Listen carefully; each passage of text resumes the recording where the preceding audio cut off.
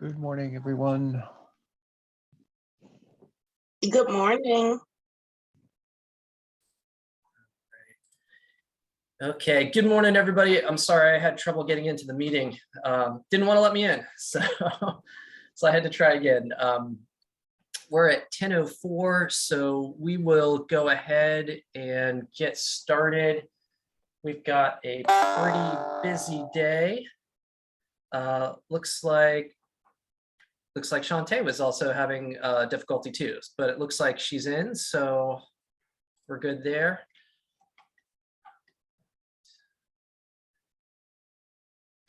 All right, good morning and welcome everybody to August meeting of the HSAC Performance Management Committee. We've got a lot going on, as you can see from the emails that have been exchanged over the past week. We are getting ready to start 3 different scoring competitions. That is going to be the bulk of our work today, is setting ourselves up for a good process for that. First thing is we need to take a look at June's minutes.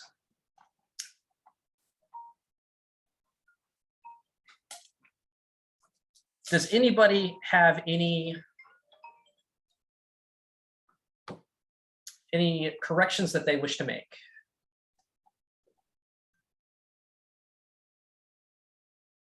I got a few by email. On the minutes? Yeah. Yeah, just that I appear twice under present and not present, and I was not present. Okay, not present. All right. And then there was just, let's see. Along the lines of people present, I see there was a Jerome Stevens. Is he a COC member or a community member? Does anybody recall? He's a COC member. I can't recall if he's a liaison. Okay. Give me 1 second. Okay, so he's a COC member. All right. Under approval of minutes, just my first name, if we could spell that correctly. Okay, so let's see here. Okay, how is it? Well, it looks like it's not spelled correctly. Oh, go ahead. Yeah, how is it misspelled, Danielle? Under approval for minutes, it has Daniel instead of Danielle with the LE at the end. Okay. Approval of minutes. Yes, yes. Okay, that is fixed.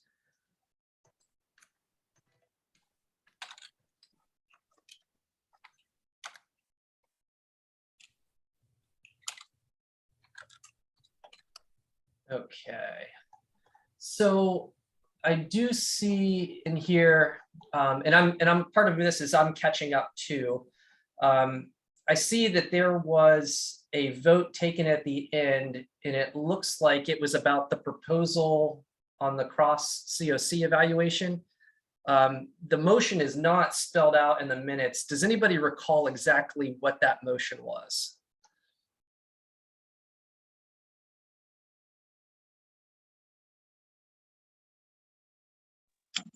It was approved. Okay. But well, where I'm going with this is for the minutes for the official record. Oh, good, Shay, you're with us. I am so sorry. I didn't realize you were here. Great to have you with us today. We need to have the motion actually written out. Okay, For the. I can definitely get this updated. Okay. And I've put in a few other corrections as well. What I would recommend to the committee is that we not adopt these minutes today. I think some other changes need to be made there in terms of and I've typed them in. So I'll send these to Shay to further edit, and then we can relook at that at the minutes at the next meeting if that sounds good. Do you want me to send my other edits or describe them here? You can send them to me if you'd like, and I can get them all updated. Yeah. Okay. Yeah, I just wasn't, let me just ask a quick question. Yeah, there would just seem to be some inaccuracies Sure. in the discussion around the COC pre-application process. Yeah, let's do that. If there are further changes that need to be made, Yeah, because, and now Shay, any verbiage on there, that's, I'm literally typing what is recorded. So yeah, go ahead and shoot Yeah, me. so I mean, I think, yeah, so I guess that's a question for the minutes. If what's recorded is inaccurate, even if it was said, do we put it in the minutes? Because it seems like that might lead to confusion. I mean, I sort of feel like, so I guess it's a philosophy about minutes. I sort of feel like minutes ought to, you know, but it depends on how y'all do minutes. okay. So You I'm, know, like, I mean, I'll give you like a really, you know, minor example. So it says like, you know, basically, hopefully Project Access will complete their application by end of June. Well, we actually were given until the end of June to complete it. And so I feel like that ought to like reflect a reality, but that may have been stated. But so how do you want to handle that in terms of minutes? okay.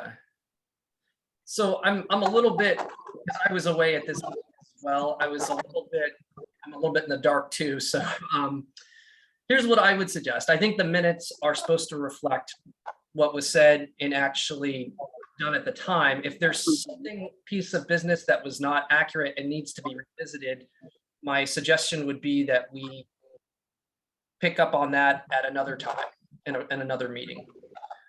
That's just my philosophy, but does anybody else have any strong feelings on that? This is Tracy. Is this in any of the bylaws or policies around how meetings in general under the COC are recorded or retained in any way? Because I would think that would kind of set the precedence for how each subcommittee would be able to adhere to that. Okay. That's a great idea. I will have to go back and look and see if there's any guidance around that. And that would actually be better because it'd be a written policy. So let me see what I can find out about that. Okay, because otherwise, since I wasn't there, I really don't have any connection, you know, I don't really have any corrections to the minutes because I wasn't there and I didn't heard it and it was recorded. I just think in general, I feel like, you know, minutes ought to be, you know, clear as, you know, as to, I don't know. I mean, I don't know. I don't care.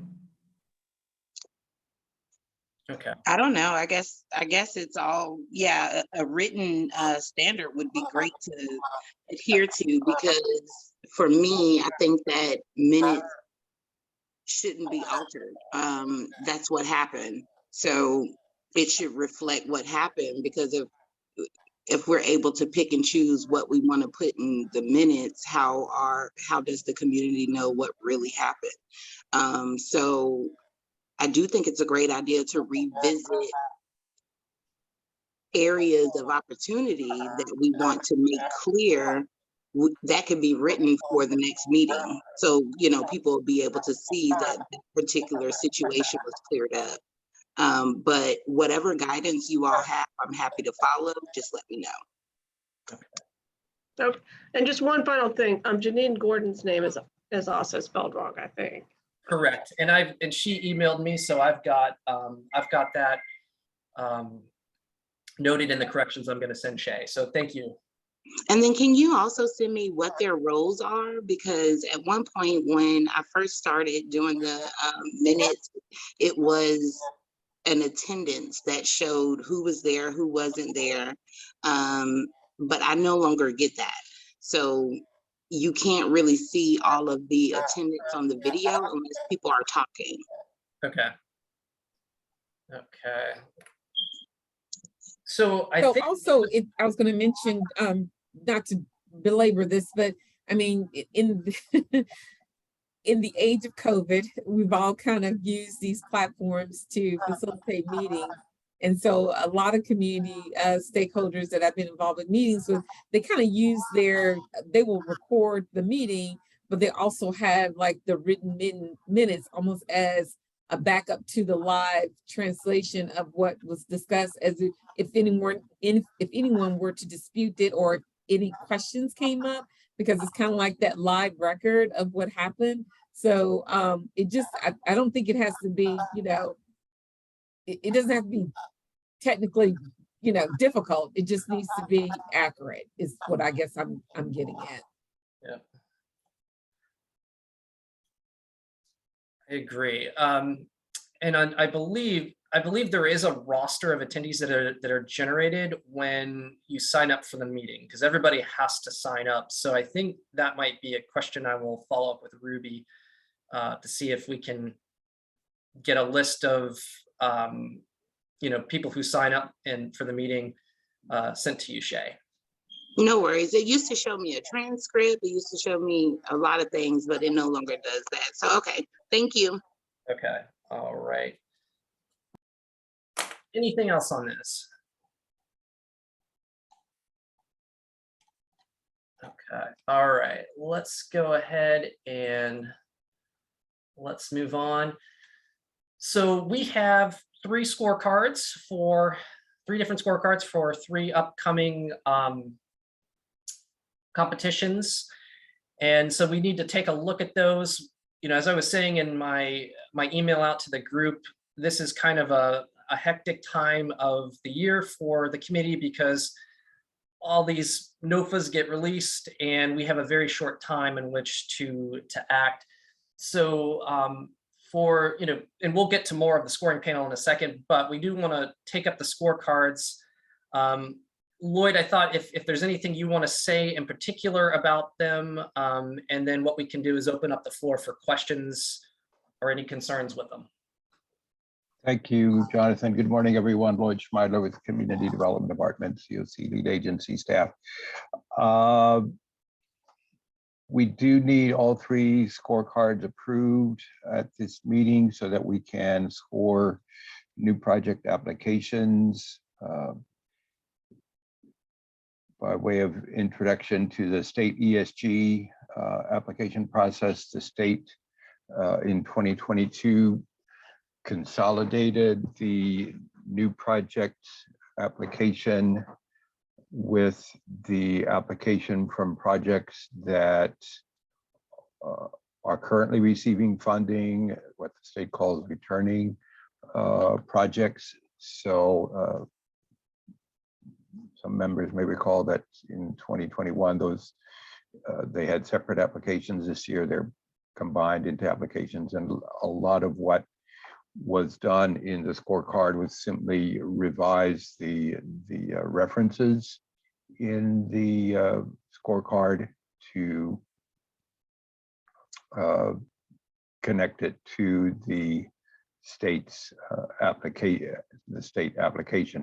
The state applications will be due for the local competition on August 26th, and the scoring committee will be working then to use the approved scorecard to evaluate those applications. The state has also indicated that for returning applicants, they will be able to provide us information on the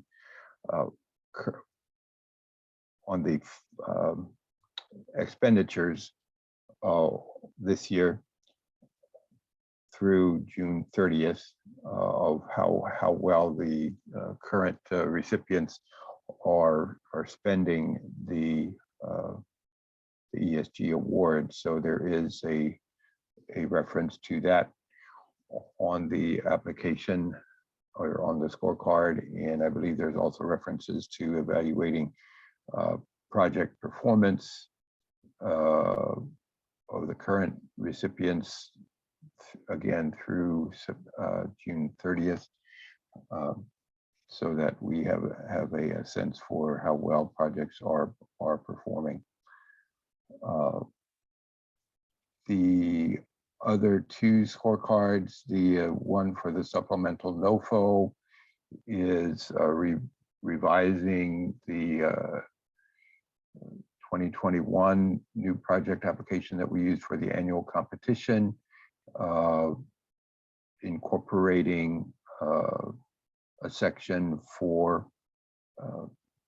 project applications that are specifically to fund street outreach, or what in the supplemental notice of funding opportunities simply called supportive services only. That is distinguished from projects that would be providing permanent housing, either rapid rehousing or permanent supportive housing vouchers to formerly unsheltered people. So we had to include using COC funds for street outreach is ordinarily has not been an eligible activity, but it certainly is eligible under the supplemental NOFO. So we included additional information to score that section. And I think the new project application for the annual competition is very similar to what we've had in previous years. That also does need to be approved so that we can use it again for new project applications. And by way of reminder, we're expecting several new project applications this year, insofar as we have 2 projects that are being reallocated, both the Durham Crisis Response Center rapid housing project and the Home Again project at the Durham Housing Authority are being reallocated to new projects. So we have a significant amount of new project funding in the annual competition. So we're anticipating there may be some competition for those funds this year. I'll certainly entertain any questions about any particular aspects of any of these scorecards. All right, floor is open. I think maybe what might make sense is to start, address each scorecard one at a time. Let's start with the ESG scorecard. Does anybody have any questions or concerns about that scorecard?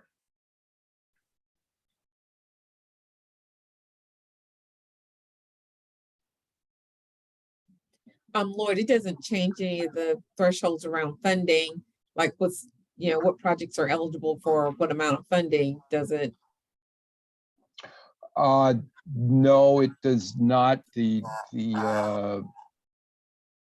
state requires that at least 40% of the allocation be used for housing stabilization activities, which is can be either homeless prevention or rapid rehousing.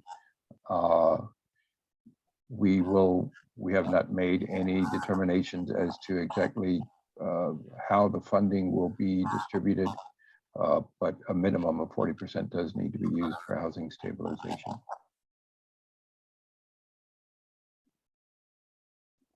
And we're on the ESG one, right? Mm-hmm. Correct. And who's currently funded? Currently funded is Open Table Ministry, Families Moving Forward, I believe. Let me check the records to be sure. One time.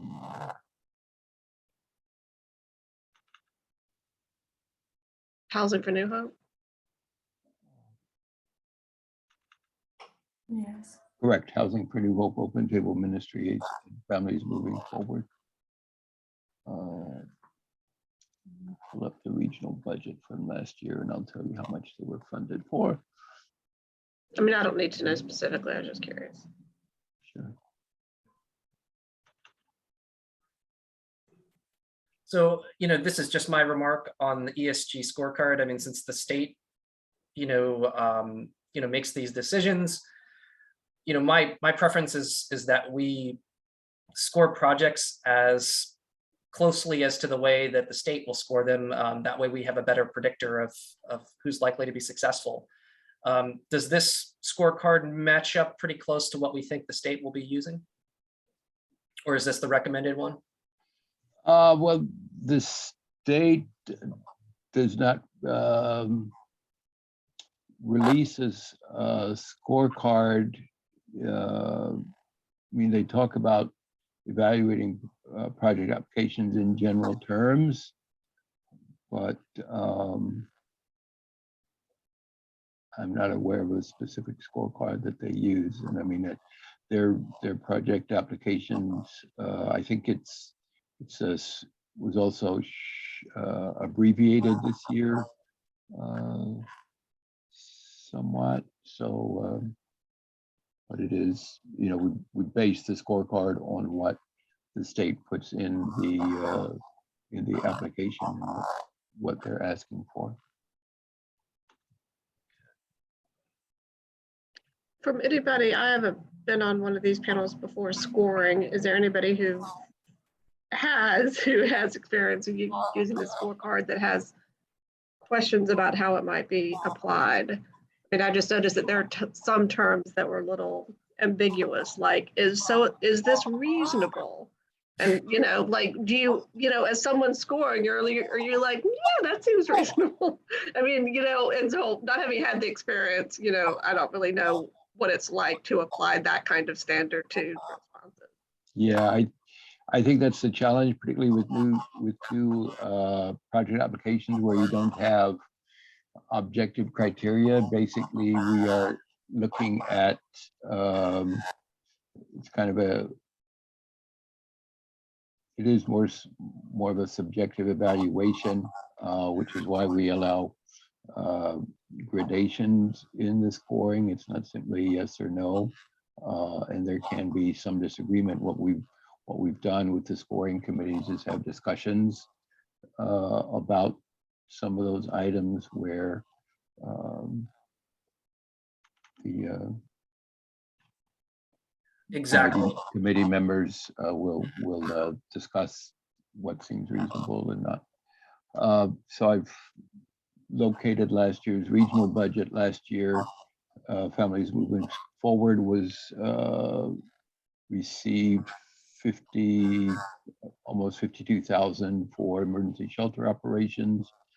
Open Table Ministries received $25,750 for street outreach activities, and Housing for New Hope received $92,800 approximately for a combination of rapid rehousing services and financial assistance.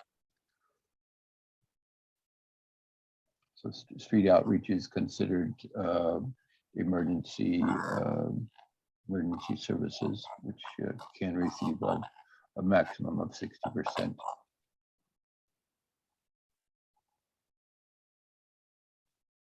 We don't have any indication as yet as to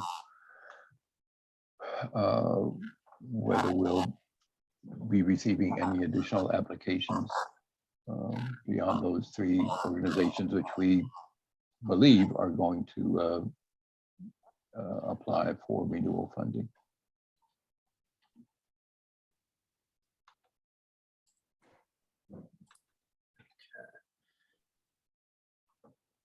Any other questions, concerns on that scorecard? Okay.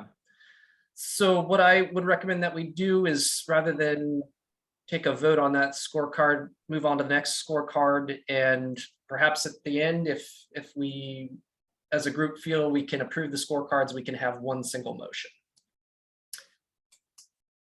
Next scorecard is the supplemental NOFO competition. Questions, concerns, and I'll even share it here so that we can all see that.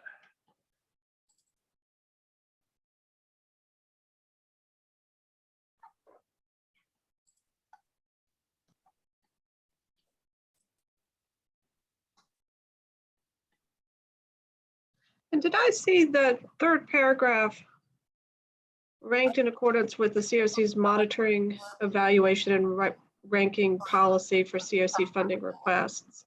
Is that just a policy that refers to the scorecards?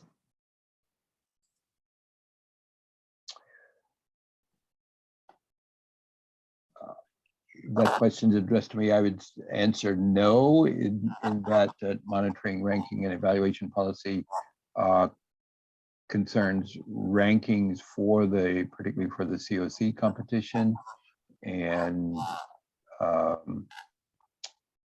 there is an item on the agenda for basically saying that we will be ranking projects for the supplemental NOFO in accordance with that ranking policy. That policy specifically was adopted in February of 2019, specifically to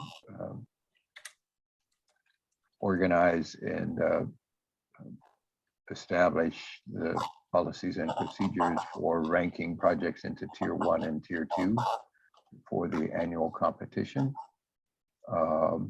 And the distinction here with the supplemental NOFO would be that we don't have any renewal applications for the supplemental NOFO, so that all of the projects will be considered new projects for the supplemental NOFO.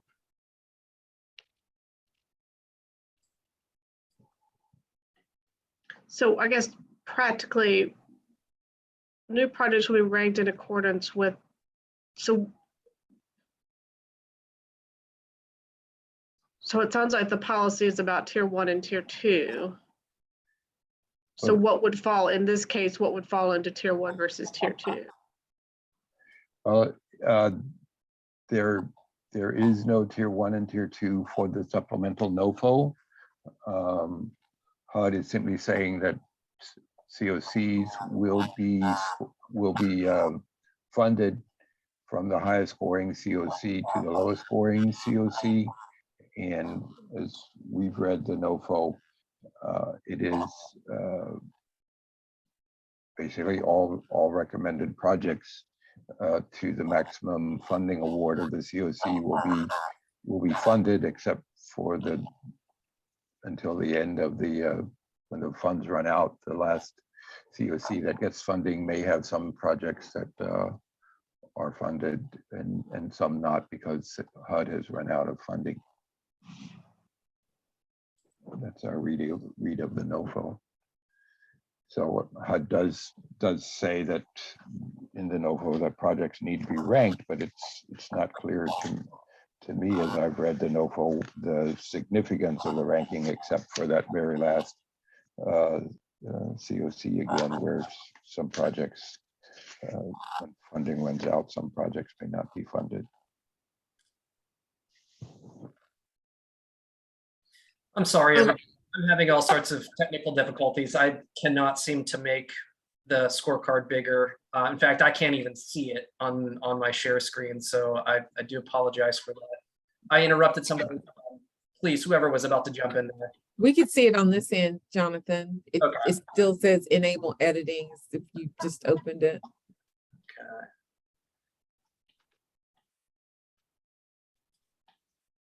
No, I was going to ask, given the some of the projects that will not will have not submitted an application and will not be moving forward for renewal, like the Home Again program, in the event that the city, or not the city rather, but the COC does not have any other projects, that how will those funds be distributed, or is there a plan in place to address this if there aren't enough viable projects to reallocate those funding?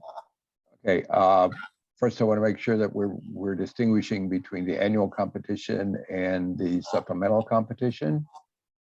The supplemental competition and that scorecard is, I think, what we're currently discussing, correct, Jonathan?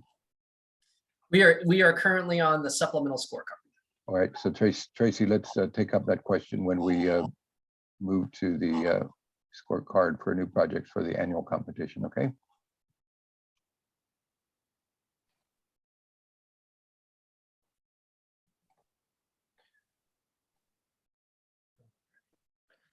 I have a couple of questions on sections 3 and 4, but if there are questions on earlier. Okay. On the So- note, Yeah, on the NOFO. Okay, go ahead. Let's see, so on, let's see, so number 25, is the project cost effective?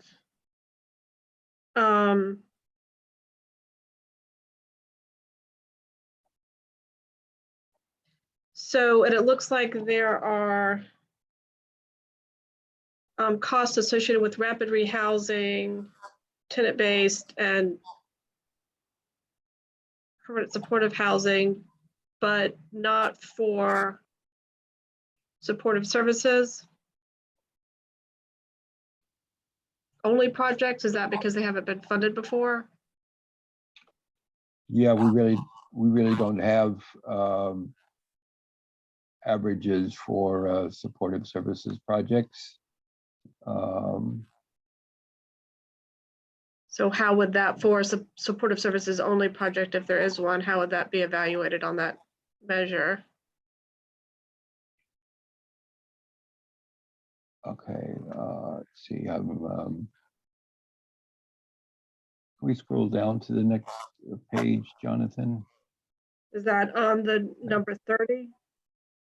Right.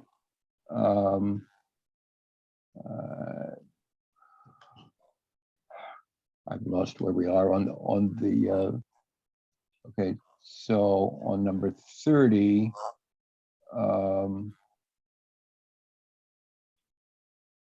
So 30 I had a question too, but I think 30's a bit, is 30 different from 25? Oh wait, hold on. Go back off. Oh, 25 spans 2 pages.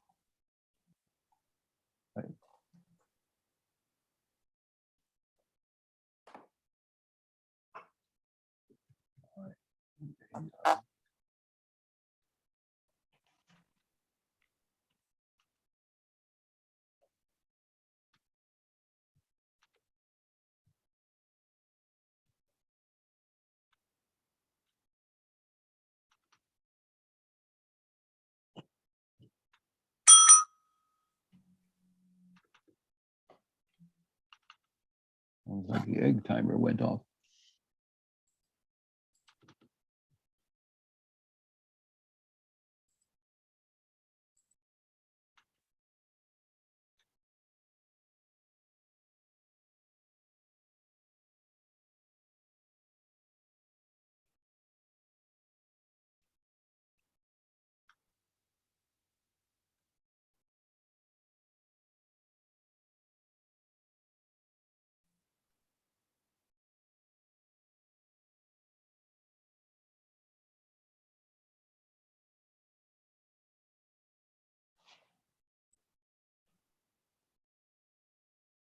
Okay.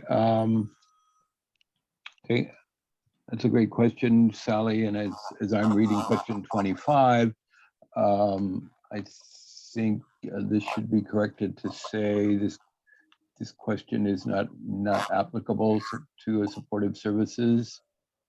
We do have some language, I think, in the introduction and elsewhere saying that if something is not applicable, we will reduce the total value from the percentage scoring. I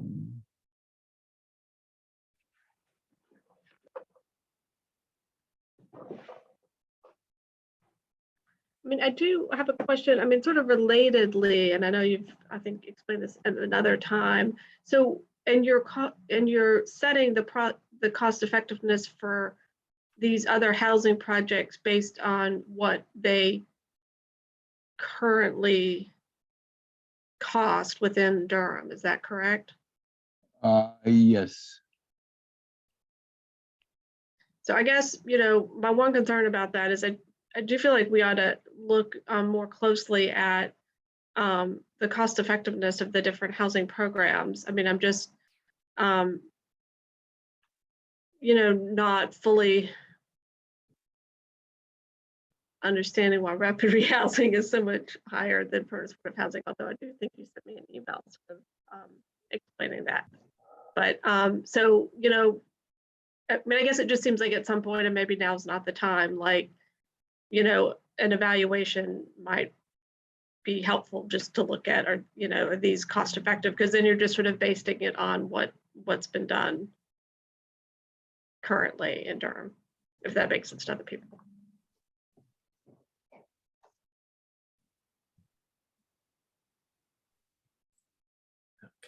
So sorry, Sally, I caught part of that question. So it sounds like you're kind of wondering about the numbers for this, you know, what's reasonable? Why is rapid rehousing so much more? Right, just saying that it's saying it, one, that there's no cost-effective measure for supportive services only, and two, are these the right cost-effective numbers for the different programs? And that might be too complicated to, you know, change now, but I'm just saying maybe for the future, you know, we might kind of revisit, is that the right approach? So if I'm not mistaken, Lloyd, those numbers are provided to us, if I'm remembering correctly, right? That's based on HUD, right? But no, these are based on local averages. What we've done is looked at the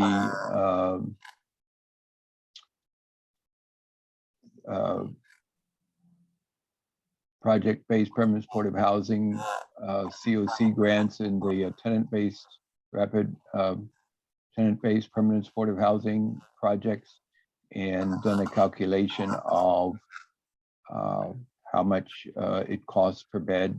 And we've done a similar analysis for the three COC funded rapid rehousing projects.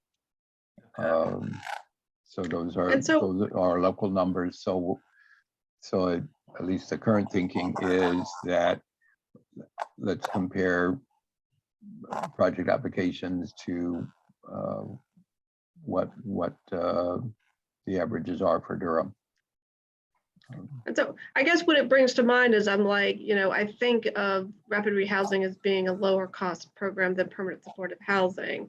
And I wonder if it's the way in which funds are used that rapid rehousing be so much more expensive. Yeah. And what I hear the permanent supportive housing people say is we don't have enough like supportive services associated with the housing. Whereas you kind of have that all in rapid rehousing and are paying market rent. But go ahead, Lloyd. One distinction for this would be that question 25 is simply looking at the average cost per bed. It is not not considering the average cost per housing exit. So for example, rapid rehousing projects, we would understand that they can serve more people over a year's time than a permanent supportive housing project, right? So for example, if a rapid rehousing project that costs $13,000 per bed or per unit over the course of a year has 2 tenants each receiving 6 months of rent assistance, the cost per person or per household in the project would be half of the 13,000, or what, 6,500 a piece. So this measure is going not based on, since we have new projects, we're looking at what does the budget say as to what their intended total number of units at any one time is going to be, and using that as an estimate of, you know, how large the project would be. So let me ask a question to for clarification. So the 2022, the numbers for the various projects, that's the baseline for 2022 that are cited under number 25? Yeah, I believe that's based on our grants inventory worksheet for 2022 for our annual COC grants. We have we have 3 rapid rehousing projects. We had 4 tenant-based rent assistance projects and 2 project-based permanent supportive housing projects.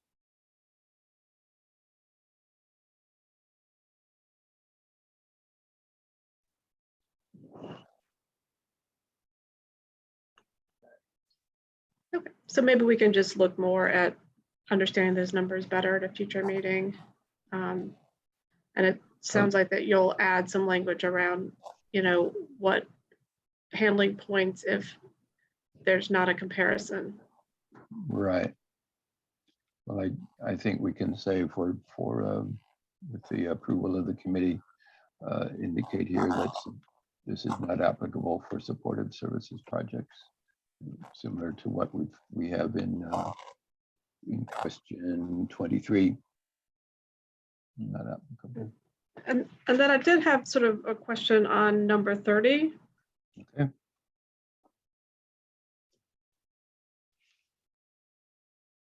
Go ahead. So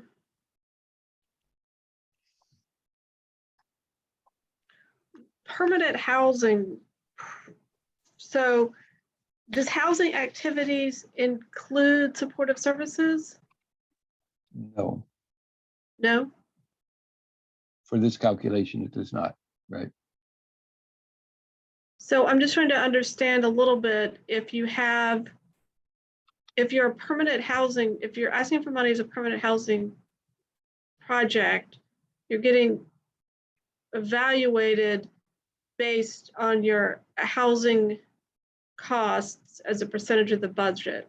And if you're supportive services project, you're getting evaluated for services. I mean, I'm guessing why would you look at, which seems to say that you're sort of steered to either supportive services only or housing, or you get sort of penalized if you're not combining the two. If you do combine the two, am I reading that right?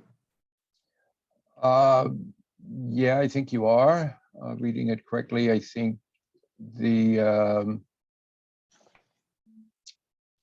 it comes out of at least a historical approach that HUD has had of certainly for housing projects, encouraging projects to get funding for the supportive services from other sources beyond HUD's budget.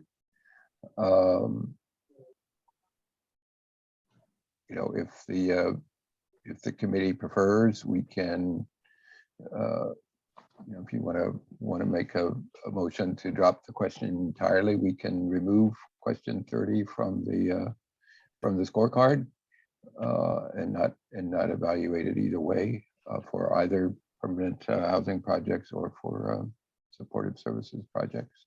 Lloyd, if I may jump in for a moment. Sure. HUD Lloyd's absolutely right. HUD has been pushing folks for at least a decade, if not longer, to try and bill like that's one of their favorite things. Oh, use Medicaid, use SAMHSA, use all these other supportive services dollars that are not always the easiest to obtain. The other thing is HUD has been very clear over the last 2 decades of really getting away from doing supportive services only projects and really want supportive services when it's tied to housing. So Sally, to your point, yes, there's kind of an incentive to make sure you got the supportive services, but it's also tied to some sort of a housing project. It's also important to know that a PSH project, in PSH projects, there is a supportive services line item. That supportive services line item can include outreach services to bring chronically homeless people into a PSH program. So you could design, in theory, an organization could design a PSH program that has supportive services for people in the PSH program and an outreach component to work with chronically homeless people to bring them into that housing program. So there's a lot of ways that these can be structured. And it really comes down to organizations, what works best. And how to leverage these things. So I hope that helps kind of give a little bit of framework and background. Well, yeah, so I just wouldn't want the way that 30 is written to, work against a project that might be combining housing with services. And it reads to me like it would, but also it's a bit complicated. I haven't used it before, so it might not be. Yeah, and as I said in the introduction, since we've not had the supplemental NOFO and really supportive services only projects, especially for street outreach being an eligible use of COC funds prior to the supplemental NOFO, I worked to adjust this question to add the last 3 lines or the percentage of the budget devoted to supportive services activities for supportive services only projects.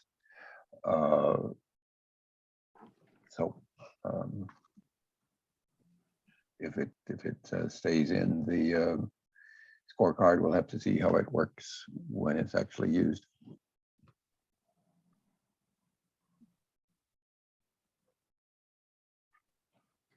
Because the admin costs are set, right?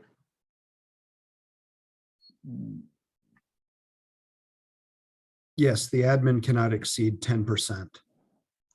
So I guess I'm not seeing the value of 30.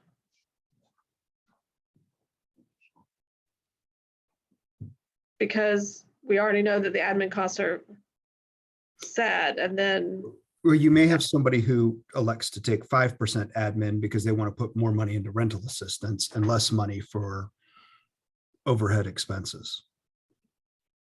yeah, So, I mean, you have a maximum, and then there's other organizations that may say, you know what, I'm not going to take the admin.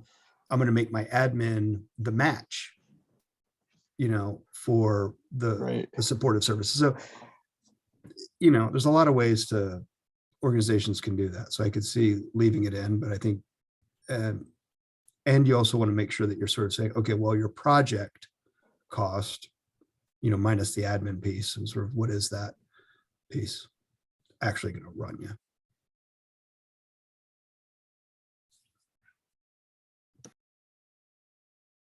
and what is the less than 30?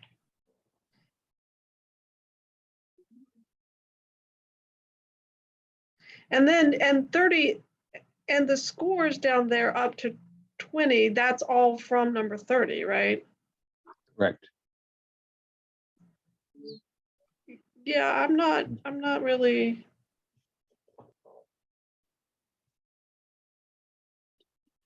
I'm not really understanding it. I mean, what do other people think?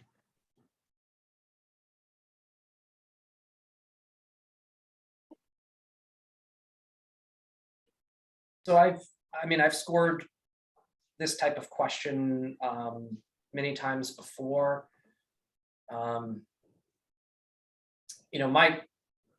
My interpretation of the question has always been, is the project devoting basically as many resources as possible away from admin and to doing whatever the project is doing. So, I personally don't have any issue with the question, but that's just me, and others are of course welcome to chime in.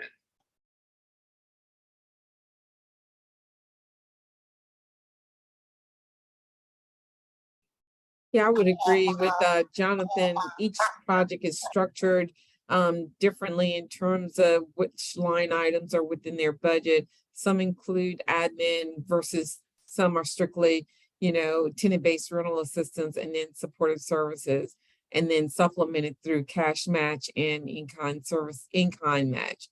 So it just depends on the, so I'm just curious, Sally, what is giving you heartburn Okay. around question Here number it is. 30? Okay, say I put in an application. And I'm like, I'm going to spend 40% of my budget on housing activities, 40% of my budget on supportive services, Or, I'm going to spend 50% budget on housing, 50% on supportive services, and I'm not even going to ask for administrative costs. How does my project get evaluated on number 30?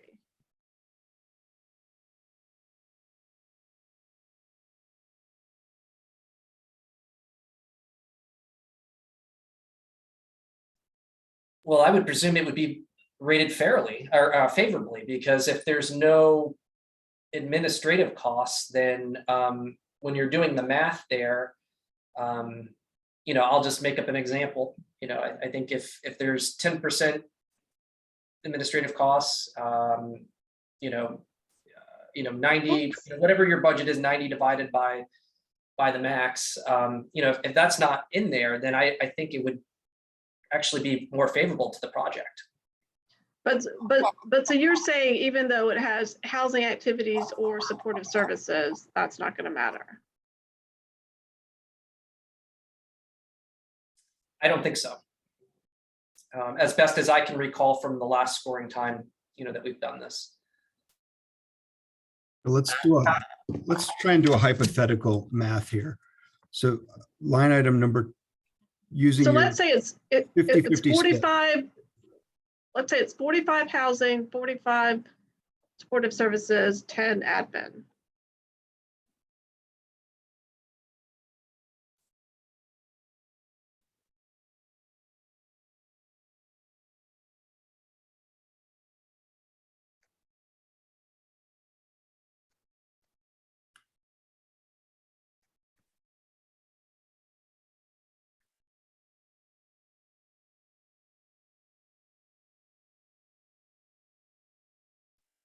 Say the numbers again, Sally. 45, 45, 10. So it'd be like, so if you took so let's use $1,000 just for fun. So $450 in each of those and $100 in admin. So you'd have $1,000 minus your admin minus 100. That gives you 900.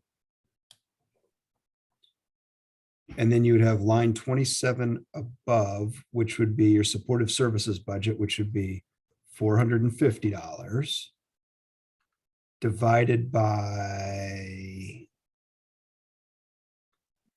line 30 minus line 29.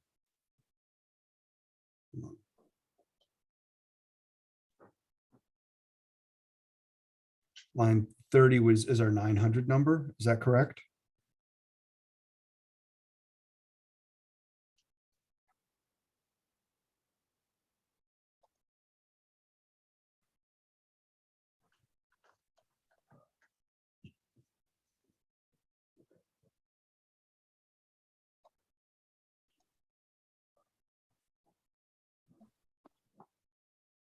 And Colin, I can jump in, and I do think Sally is correct in that if you're taking $1,000 budgets or 100,000, whatever, minus the admin, you're looking at say $900 with $1,000 budget, and so if $450 is devoted to total housing activities, the percentage of the total budget that's related to housing is 50%, 450 of $900. Similarly, 50% would be devoted to total supportive services, would be just 50% for supportive services. So again, depending on what kind of project is being proposed, this scoring rubric would suggest that the project would get 8 points, because if it's a housing project, only 50% of the budget is related to housing activities. And if it's a supportive services project, only 50% is really being used for supportive services. So that's kind of the math. So I think, Sally's point is certainly from what I'm seeing,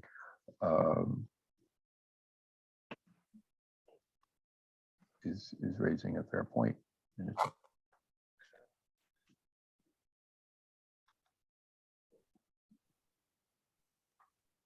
So is there a way that the question could be amended to more fairly evaluate a supportive services project? I was It's looking not a at the supportive possible services school. only project. It's that it's either permanent housing or supportive services. So that if you are combining both, that's where you're are evaluated differently. Okay. I follow. Then could possibly the scoring of that based on the percentages be amended then?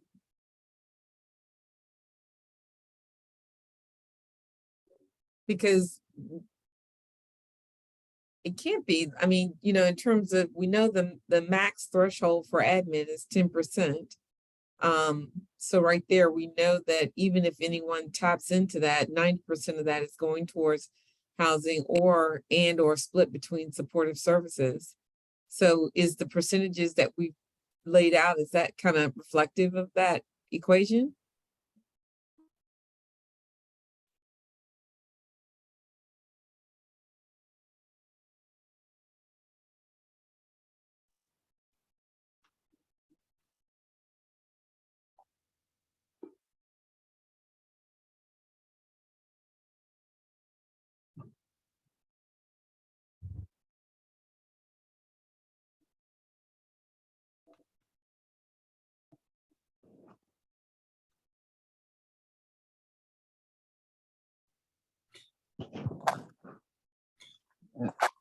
The figures for this calculations under this section would be found in the summary budget of the project application, and the basic line items that HUD has in the application are for leasing units or rent assistance, which again would be related housing. Then the general category of supportive services. The next line item is operating expenses. There's a separate line item for HMIS expenses, which we haven't used. Projects are not using in Durham, and then up to 10% for admin. So so that adds up to the budget. So again, the question of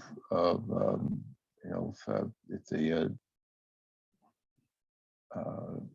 committee prefers that, at least for the supplemental NOFO, the budget takes into consideration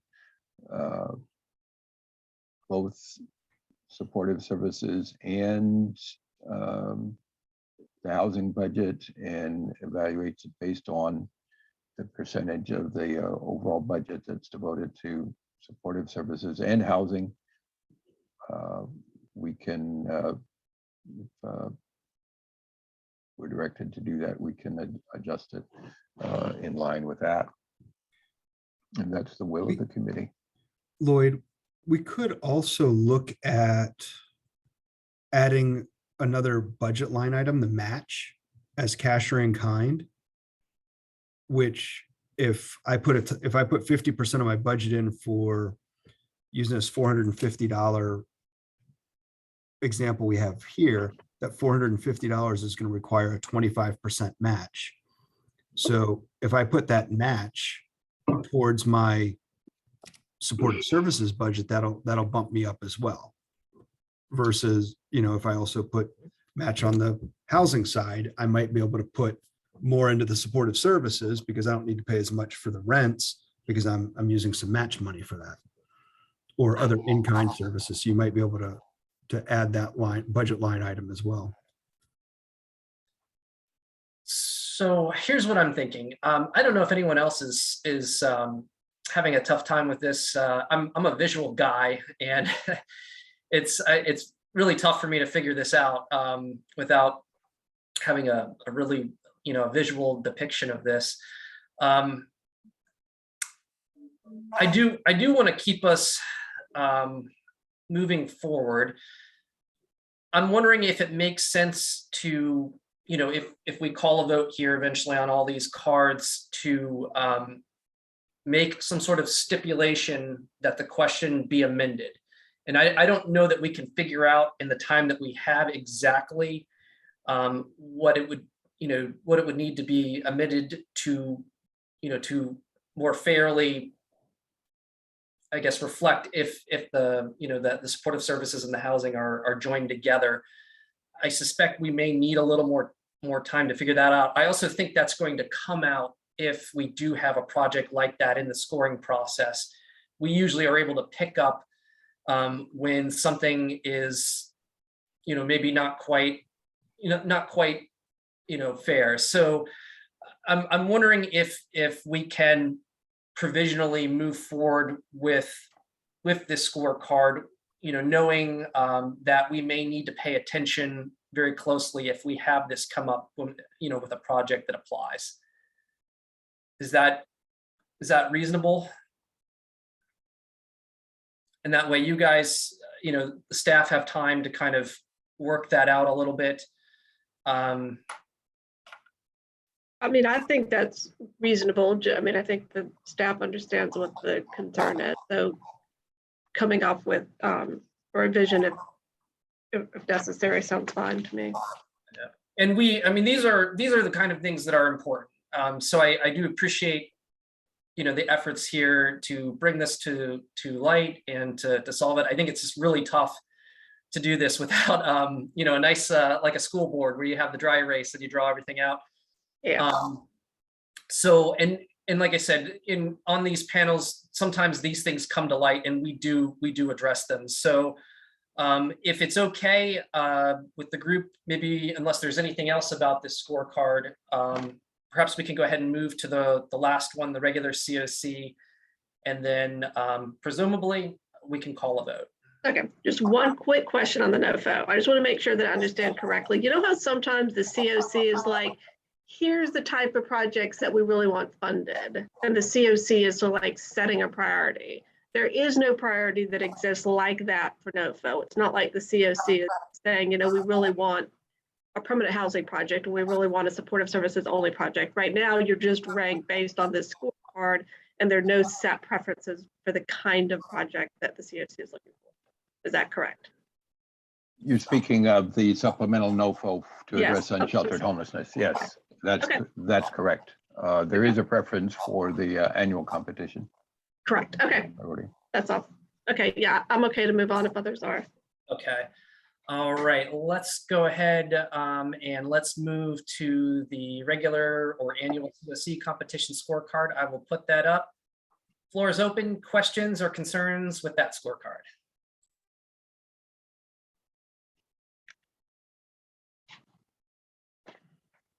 And so Lloyd, then number 5, does the project address a priority that has been adopted by the Durham COC board? Is that referring back to paragraph 4? The priority is permanent supportive housing for those who meet the eligible dedicated plus project. Yes. Okay.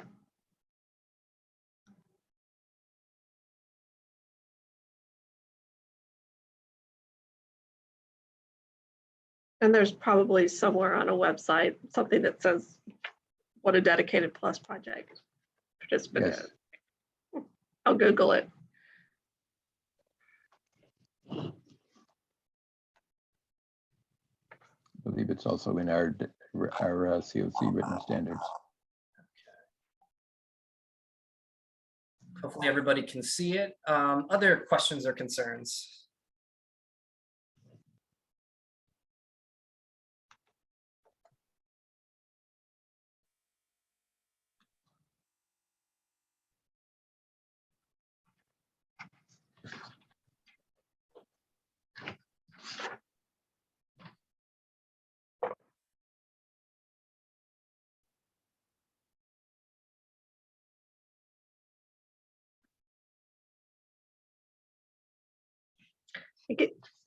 I guess just picking up on the same question about, you know, the budget.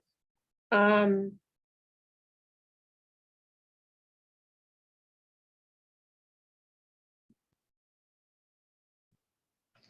again, it looks like this is we have the same sort of question about sort of the cost effectiveness of the budget, which is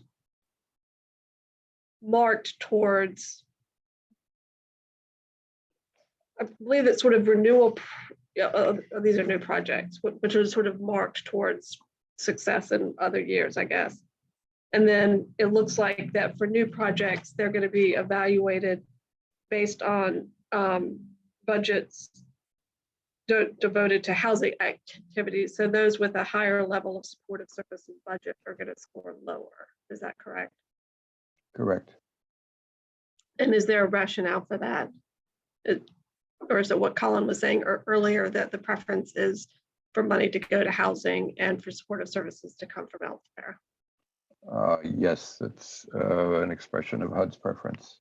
And so this, unlike the NOFO, HUD has this stated preference for the new projects.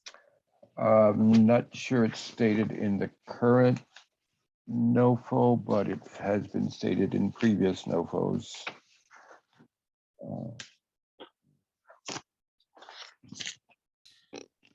HUD is a big fan of leveraging everything except their money. They really want, here, Well, we're going to give you I think money they for were. housing, but we want you to add more money to the housing than we give you. And we want you to have supportive services for these housing, but we don't want you to use our money for the housing if we can help it. So, and it goes back to kind of the reason they've got this 25% match in there. And on this supplemental NOFO, they're specifically looking at, how do you leverage, the medical providers. I think this is kind of their backhanded push to try and start getting, more people to, and HUD's been saying for years, bill Medicaid, but not every state has Medicaid expansion, and not every person experiencing homelessness qualifies for Medicaid case management. So it becomes a little bit of a problem, but these are the things that we struggle with. And clients who do qualify for Medicaid case management, you might find those delivering Medicaid case management are not addressing housing issues. Exactly. And that's where it sort of comes back. And then the other piece is with Medicaid across the country, it's all going through MCOs, and the MCOs are not always necessarily, yes, they're working on housing, but it's sort of secondary to the physical and mental health concerns. But I think this is HUD's way of kind of pushing us to work closer together with our managed care organizations and try and figure out, okay, how do we do this? What can we do? Yeah, just to emphasize that, I pulled up this year's annual NOFO, and it's under policy priorities. Number 5 is partnering with housing, health, and service agencies. And I can read from it. Says, using cost, performance, and outcome data, COC should improve how all available resources are utilized to end homelessness. This is especially important as the CARES Act and American Rescue Plan have provided significant new resources to help end homelessness. It encourages COCs to maximize the use of mainstream and other community-based resources when serving persons experiencing homelessness. They go on, but you get the idea.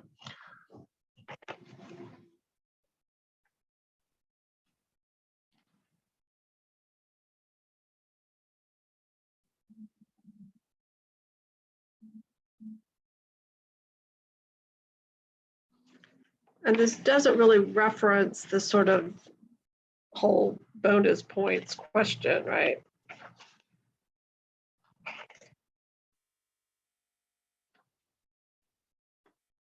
Or the COC. I don't understand the question, Sally. What bonus points question? Let's see. Well, what is it? The COC's, I have to think what it is called. I'll look it up. Y'all, other people can ask questions before I'm looking it up.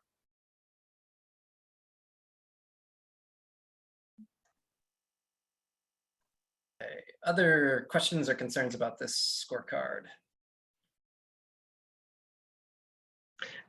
I mean, yeah, I guess it's, Lloyd, it is about the, what you were just saying about the array of healthcare service providers.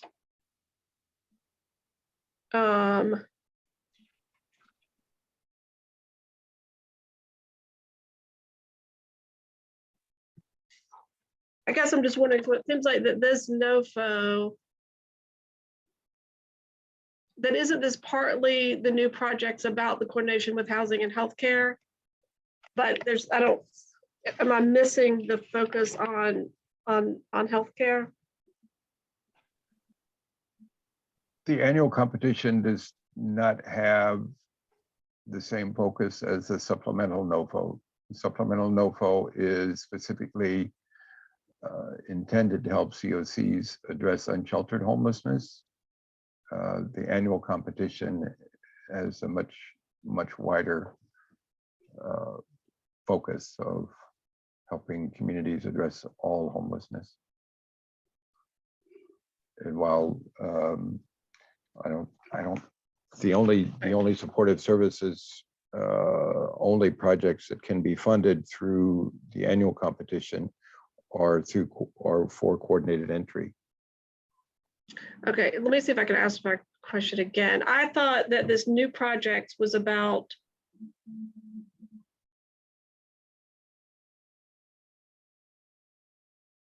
I thought that there was going to be money that would be reallocated, and the money that's reallocated as part of the annual competition, there's also an interest in new projects that utilize housing vouchers and healthcare.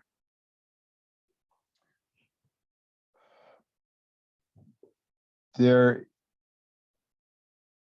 is interest in that. There is the consolidated or the collaborative application will be scored for the annual competition based partly on how well it leverages housing and healthcare resources that are not COC funded, not to the percentage value of the supplemental NOFO.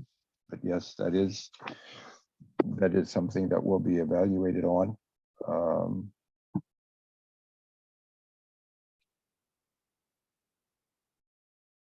And so therefore, is it relevant to this 2022 scorecard for new projects?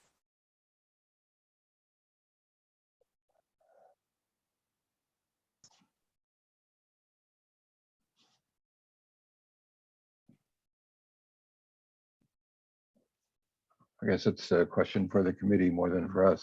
I mean, that's the lead agency. Restate the question. And I'm sorry, this is so, okay.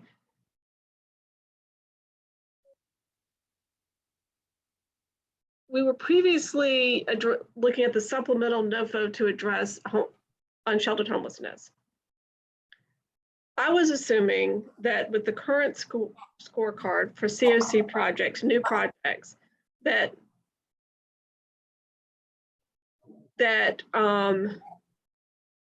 was partly referring to the coordination with housing and healthcare, that in the 2021 COC program competition, COCs may receive up to 10 bonus points if it includes new project applications created through reallocation, or the COC bonus utilizes housing vouchers and healthcare provided through an array of healthcare services. And so I was just wondering whether, because of the incentive around housing providers and healthcare organizations, should that be part of the scorecard for new projects? But I'm sure that Lloyd or Colin could sum that up in a more coherent manner.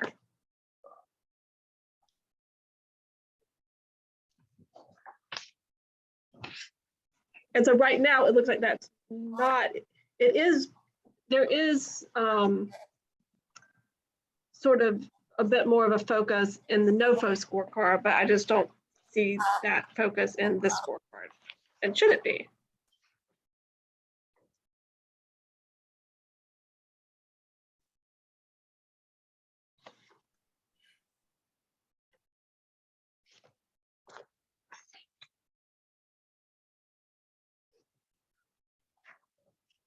So, Sally, you're saying there's a focus in the scoring here that's not reflected up above? I'm saying, should there be a category on the scorecard focused on on healthcare.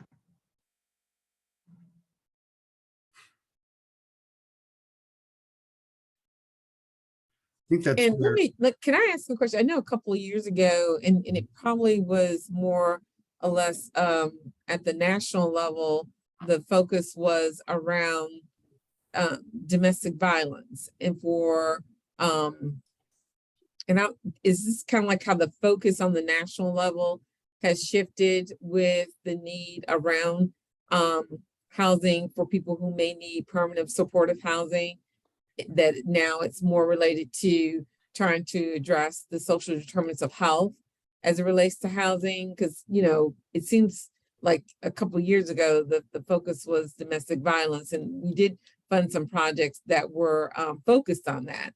And now as we're shifting, and also a lot of data has been, research has been released around how people were impacted by COVID, especially those who were dealing with health disparities with related to mental health. So is that kind of like how we're shifting, not necessarily funding priorities, but where HUD is kind of shifting some of their focus to put money aside to address that? I think, yes, I know specifically we've got, you know, in the supplemental NOFA, there is a very, there are a lot of questions related to the healthcare connection and being able to leverage, you know, they want to see, are you leveraging 50% of your request from, you know, other sources, and specifically want to see how are you working with the healthcare system. The regular NOFO, HUD has said they're trying to tie the two together so we don't have to rewrite two applications. So the two should be kind of mirroring each other. And to Sally, your point about the healthcare piece, I think in this, some of that would show up in your project description, where you're going to be writing about how you're bringing that in. And your budget leverage and match is the other place where you would be reflecting your healthcare contribution. It's not going to be, you know, it's not a mandatory section to fill out because people don't have to bring it. Obviously, if you were to bring it and discuss it in those sections and demonstrate it, you're probably going to score higher on the points than you would if you didn't do it. But to have a separate section about medical piece. But I just don't see, I mean, maybe, but I mean, if you don't, I don't see how you would score higher if it's not something that's evaluated on the scorecard. Well, that evaluation of,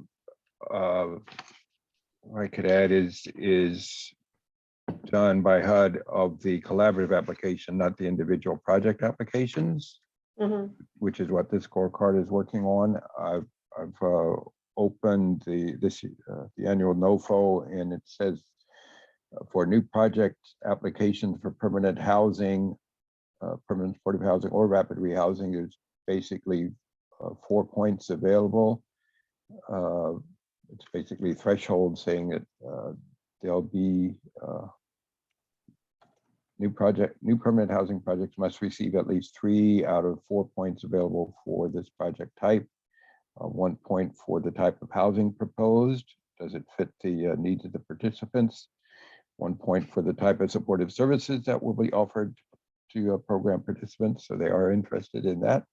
1 point that the plan has, or the project has a specific plan for ensuring participants will be individually assisted to obtain the benefits of mainstream health, social, and employment programs for which they're eligible. And then 1 point for participants being assisted to obtain and remain in permanent housing in a manner that fits their needs. So those are kind of the thresholds at HUD for new permanent housing applications. So I'm not seeing a need to include specific language in the scorecard around new project applications bringing in specific healthcare or other housing resources.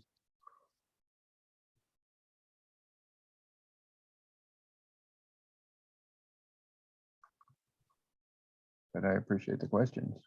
They're good questions. Good to reflect on these things.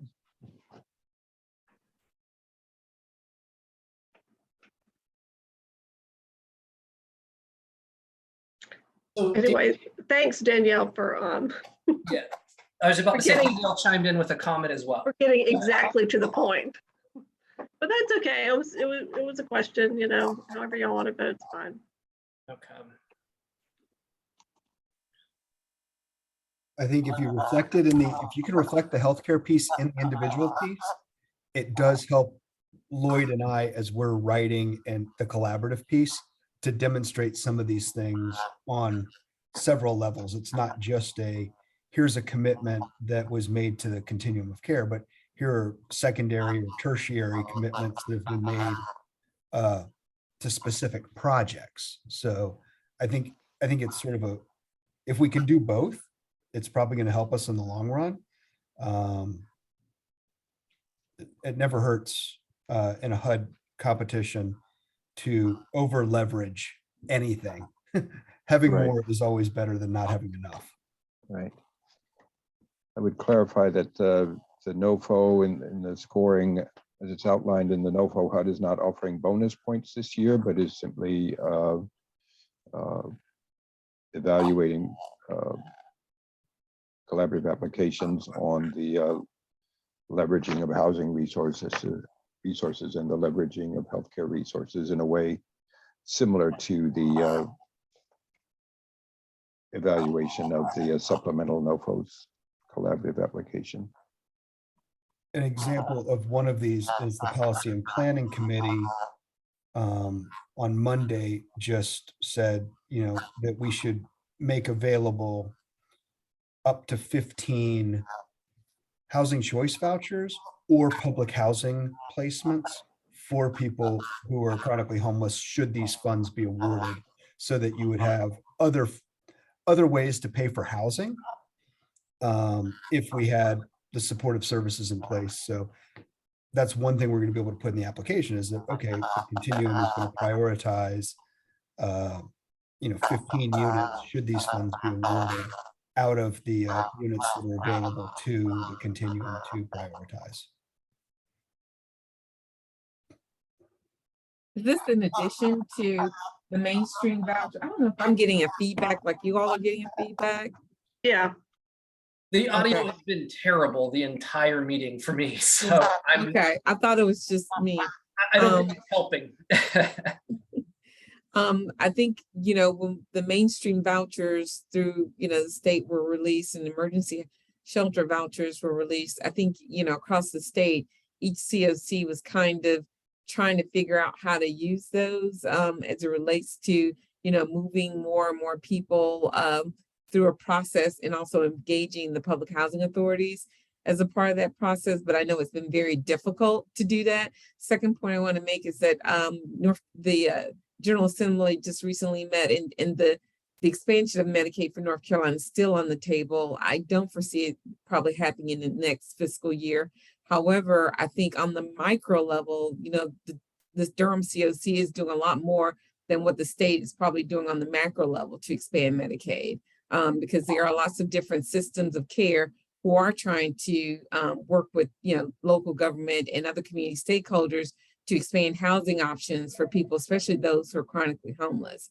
And third, I think, this discussion around the scorecard has, I don't know, it's like I don't know if we're talking about a specific project or we're talking about the scorecards in general, but I mean, we spend an enormous amount of time talking about, semantics over, the bonus points, and whether or not it just seems like, I don't know if we've gotten to the intent of talking about how the scorecards will be used for this round of the COC process. So I'm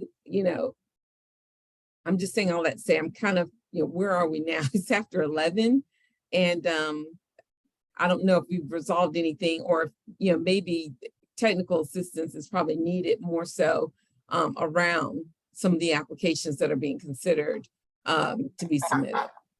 okay. Well, I'll take my leave. I thought I was asking Hold on, no, hold on. substantive questions.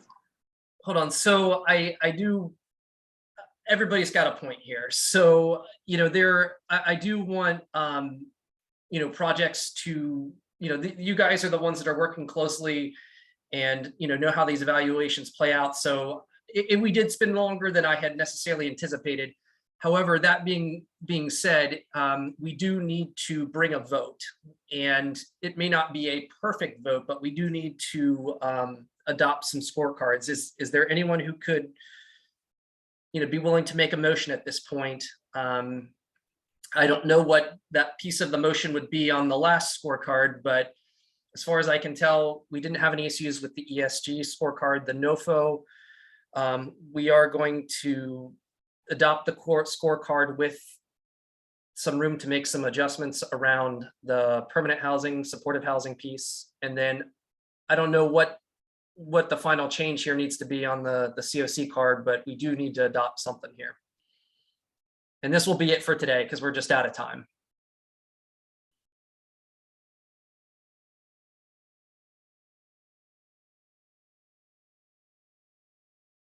Well, I'll make a motion that the scorecards for the two, we did get a chance to discuss and seem like we moved on from, we moved forward to approve to be used in the process for scoring.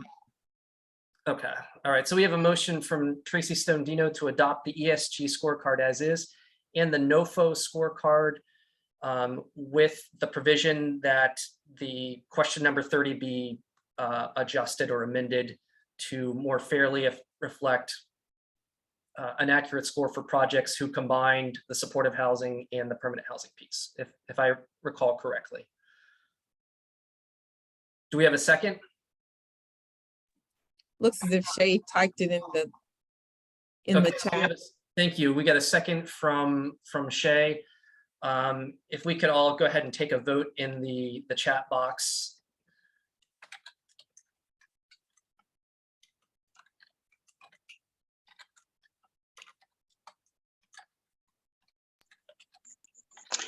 And while they're voting, quick question, is there opportunity to possibly, when we have documents such as these, just to keep time in mind?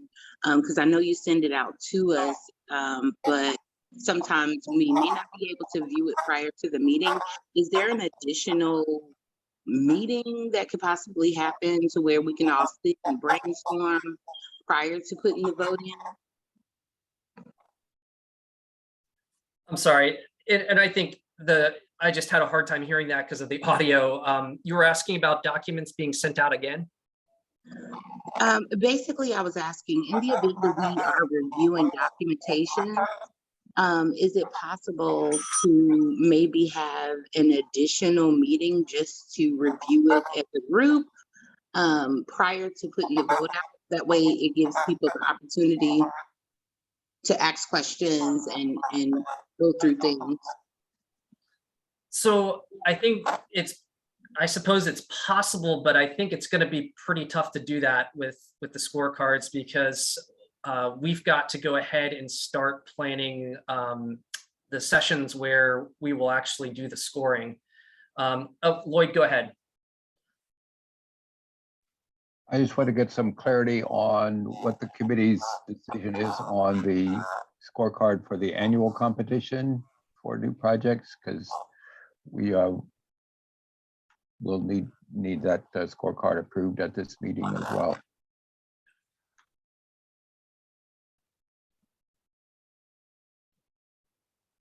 Because we will be. Well, it sounds to me that people were not concerned about adding in to the scorecard specifics around healthcare. So I'm fine to make a motion to approve as is. Okay, so it sounds like we have a motion from Sally Wilson to adopt the COC scorecard as is. Do we have a second? Okay, we have a second from Danielle. All right, if folks will vote in the chat box.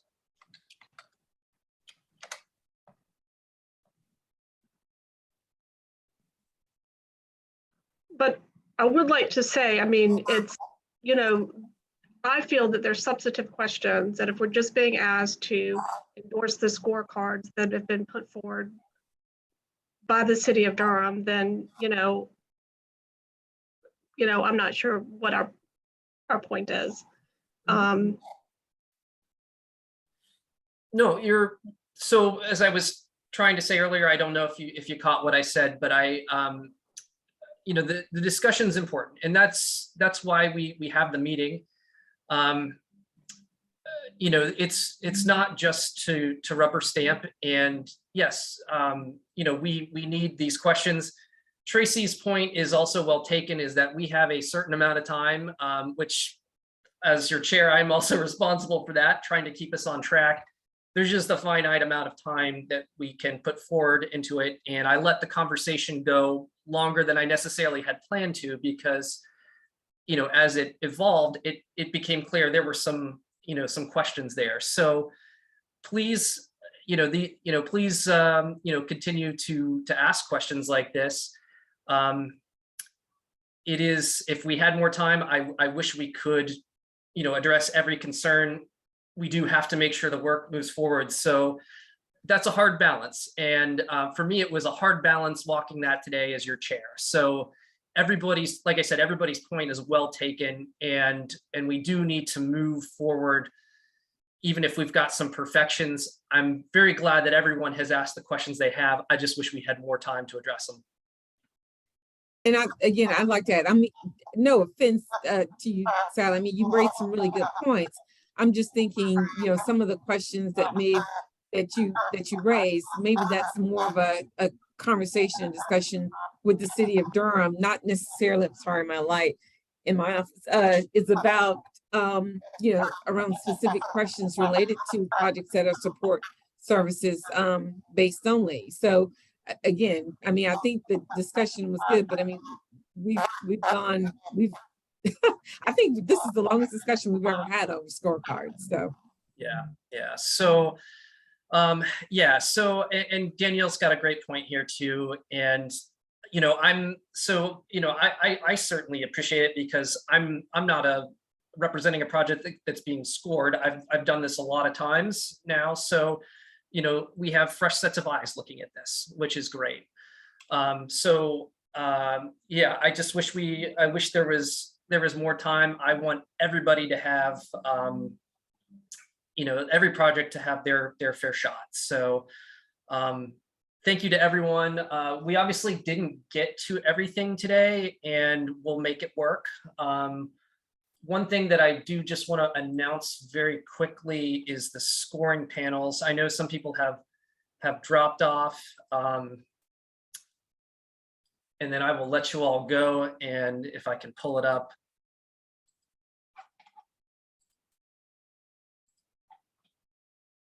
I apologize. It has not been a great technology day on my end. I have just had difficulty left and right with things that normally are very, very easy for me. So let's see here. So I have for the state ESG panel, and I think what I'll just have to do is follow up with emails just to confirm. But for the state ESG panel, we have myself, Shay, Danielle, and Sally is a maybe. For the COC supplemental, we have myself, Shay, and Danielle. And for the COC annual competition, we have myself, Sally, Drew, and Shay. So again, I'm sorry we didn't get to everything today. I wanted to spend some time and hopefully start getting some scheduling going. Obviously, Lloyd and I will have to work with everybody on that. We're 8 minutes over. I am so sorry. If somebody would just kindly make a motion to adjourn, I will let you all go, and we'll make this happen.